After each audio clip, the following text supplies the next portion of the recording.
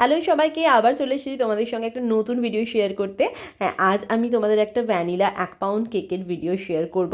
এই কেকটা আমাকে যে দিদি অর্ডার করেছিল সে আমাকে কোনো রকম কোনো বাজেট বেঁধে দেয়নি, সেই কারণে কাজ করতে আমার ভীষণ সুবিধা হয়েছিল।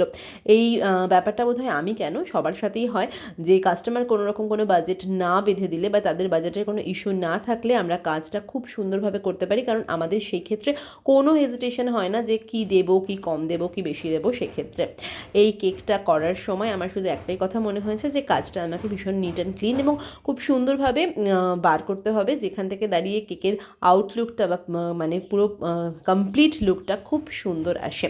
এখানে আমি কিছু ফন্ডেন্টের ফ্লাওয়ার মানে গোলাপ বার করেছিলাম আর কি, একটা মোল্ডেই করেছিলাম, সেখান থেকে বার করে আমি এটাকে লাগিয়েছিলাম। আর যে জিপসিগুলো আমি অ্যাড করেছিলাম সেগুলো আমার কাছে ছিল প্লাস্টিকের জিপসি, মানে আর্টিফিশিয়াল জিপসি। আমি নতুন করে অরিজিনাল জিপসি কিনিনি, কিনলে হয়তো ওটা অন্যরকম হতো।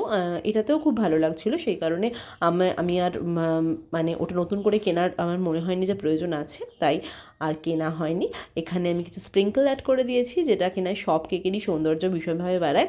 আর এই টপারটা অ্যাড করে আমি আমার কেকের ফিনিশিং করেছিলাম। কেমন লাগলো জানিও। দেখা হচ্ছে পরের ভিডিও।